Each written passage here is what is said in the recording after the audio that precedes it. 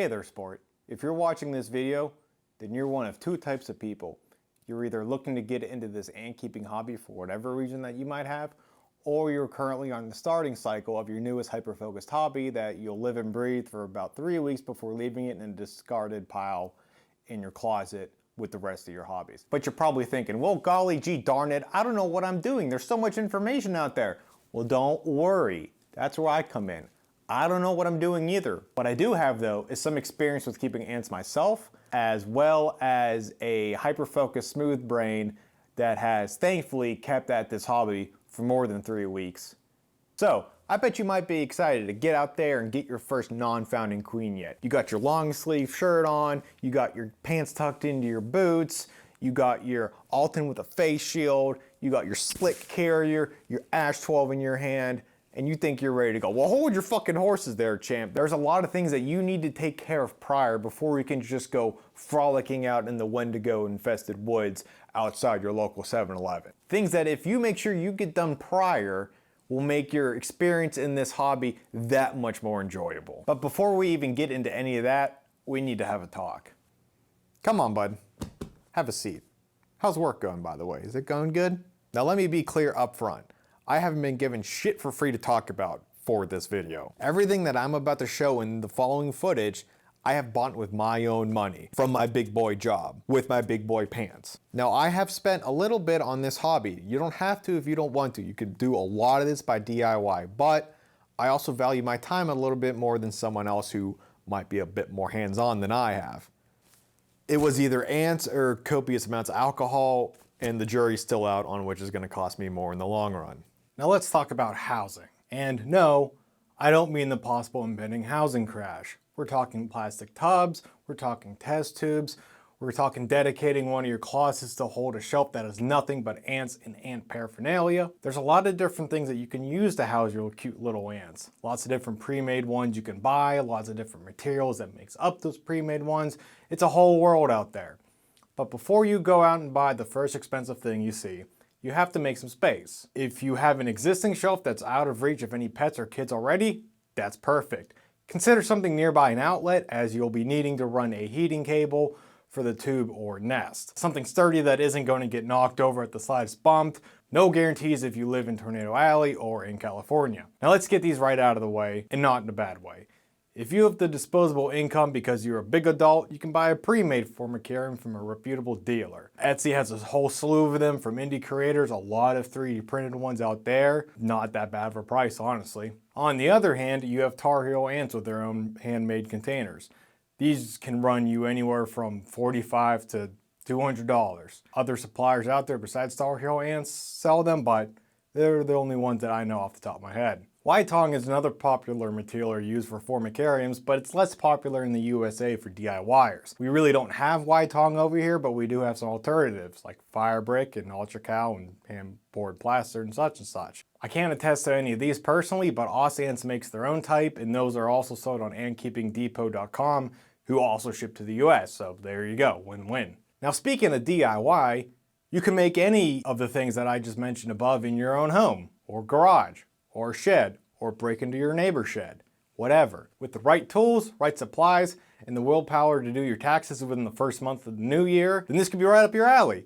If you're in the US, you can carve out fire brick between 2,600 and 2,800. The higher the number, the harder the material, the less absorbent it is. These are also thankfully sold on Amazon. What the fuck isn't? So you don't even have to leave the safety of your own house and venture outside to the scary world. You could also cast your own nest out of Ultra Cal 30 or Hydrostone. There's a lot more technical know-how required for this, as you need a lot more materials and space to do it proper, but you could literally make whatever you want, however you want, as big as you want. Some big boy shit right there. I haven't done this myself because I'm terrified of change and pouring things scare me. That isn't coffee into a cup. Now let's talk about this hot new trend sweeping the nerds with some money to throw in. 3D printing. Oh my god, if you can't think of a million uses for 3D printing, then I got a big one for you right here. Ants. Treat your ants fucking right. Make them some homemade shit. Print off some founding nests, get some tubing adapters, print off little knickknacks for them to crawl over and investigate, combined with Tinkercad for making shit, and the sky's the limit, literally. You want to make the fucking traveler from Destiny and imbue some of your dead ants with the powers of light? fucking 3D print it. Now, probably the easiest way to house your ants is to buy whatever test tube pack on Amazon and go out to your local Walmart, Monopoly, Supercenter and get some quart clear storage boxes. Those 12 quart ones will work pretty well. You fill up the test tube with about 2/3 water and then slide a cotton ball down to rest at the water line.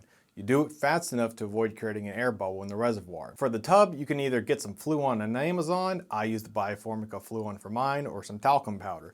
For talcum, you can either mix in isopropyl alcohol to help apply the powder to the sides of the tub, or you can dip a cotton ball in water, then in the powder, then apply it in lines. With either choice, just be sure to go over any missed spots, as some ants are actual escape artists. Pogos are not really good climbers in any sense of the word, but they can climb over 3D printed stuff due to the layers. If you have a pet store near you, see if you can't get some reptile sand to use as substrate for the test tube to sit on. It also gives the ants something to use so they can modify the insides of their habitat as needed, and, depending on the ant species, lets them walk around easier. Generally, you want to make sure the heating cable is as far away as possible from the water reservoir, but close enough to give them a heat and humidity gradient of sorts. If you're using a test tube, then the tube head, where the cotton plug sits, would rest on top of the heating cable.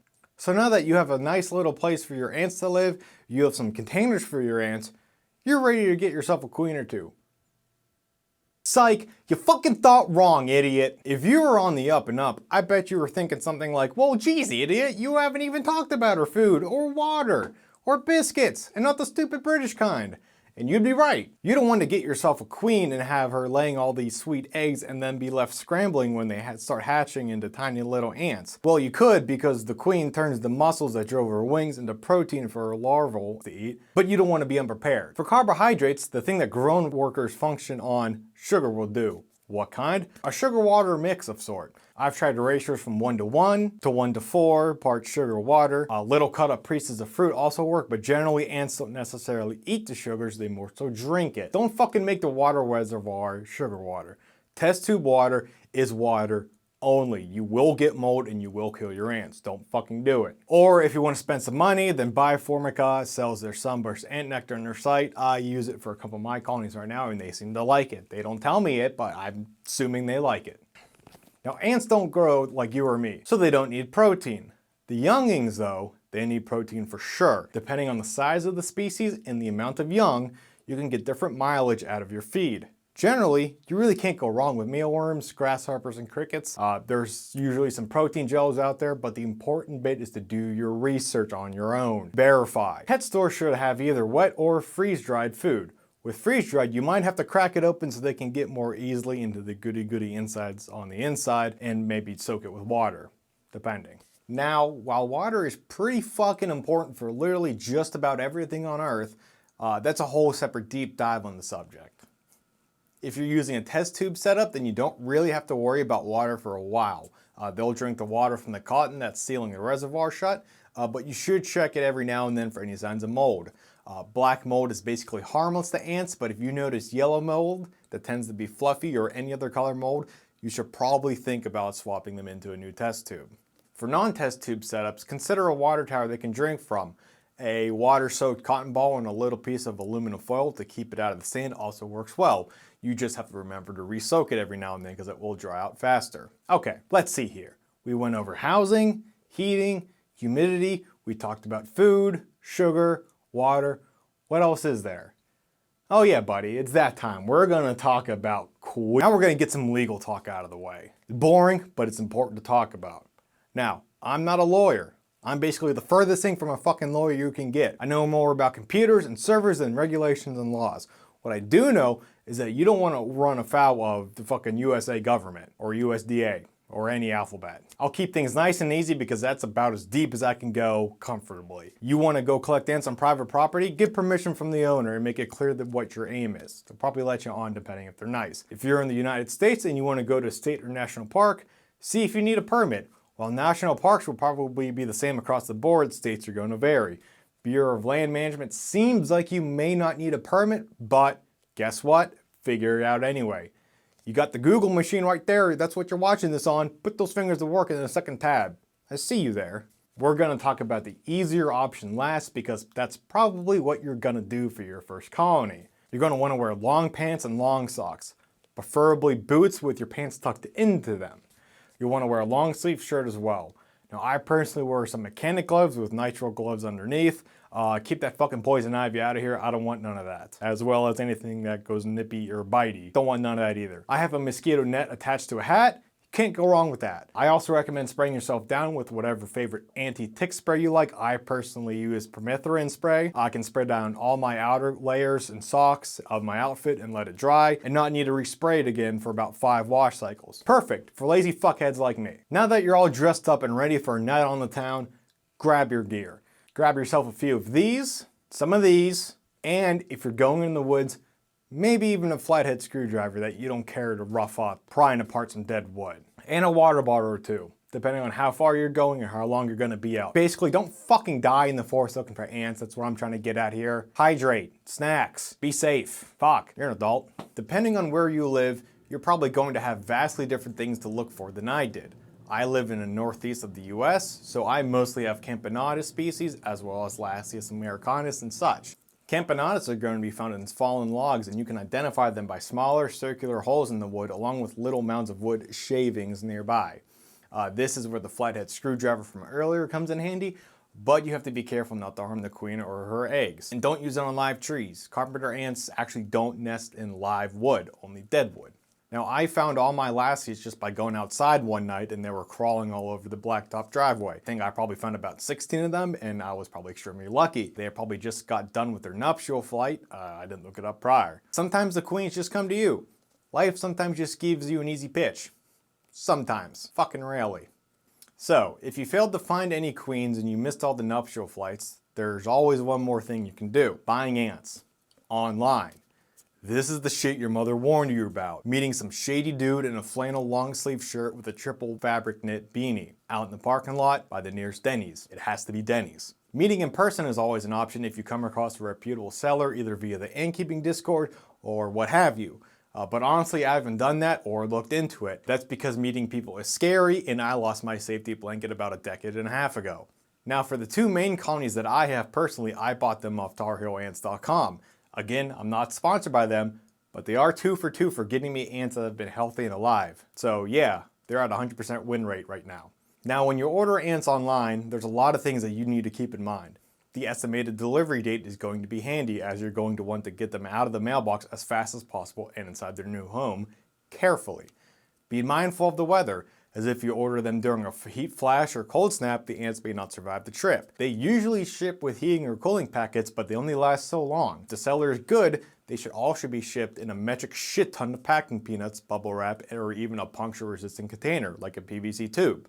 Next, you need to be sure that you're even allowed to have the ants shipped to your state, much less even keep them. Chances are, unless it's Pogo occidentalis, or you're buying an ant that's already native, someone is going to need a permit. Either you, the sender, or both. In my case, I got some Pogos in a native Camponotus, and they had a permit in the papers when they shipped the ants to me, and I was all set to go. I didn't need to apply for anything. But if you live in the northeastern US and you want a Neopanera villosa, for instance, good fucking luck. You're going to be looking that shit up on your own, but the Discord will be a good resource for some help. Not only do you have to get the paperwork and permits in order, but more than likely you'll have to prove to the USDA that you have a facility that can house them without escape. You'll notice that I said facility. That's right, facility. Now, not like a whole building or separate shed or anything, but honestly that would probably be easier in the long run. Depending on the species, you might have to have an airlock door system that slides and has no gaps to escape. You might have to have no windows or sealed windows. You might have to have a room within a room to house a more detrimental species to the environment. You basically have to have a place that you turn into a genuine laboratory. Now that might be a bit of an exaggeration, but the scale is closer to the exaggeration than not. But let's assume you were ordering some Pogos. They arrive fine, you got them in the fluid up tube that has your future test tube home in it, the heating cable's in the right spot. Now what? You take them out of the container and put them in their new tub. Then you wait. Just leave them alone for a couple of days while they get situated. If the tube they shipped in doesn't have much of a water reservoir, then the ants should find the new home soon enough and they'll start the process to bring their brood over. Once they're done, you can move the original tube. You'll probably need a soft brush to get any of the remaining ants off. Don't get bit by the Pogo because they can actually hurt. You shouldn't need to put a lid on if the walls are near straight up vertical or smooth plastic and have a flue-on barrier, but you can. You may need to poke some holes in the lid to allow for ventilation though. Drop a little pile of dandelion seeds. I got mine also from Tar Heel ants.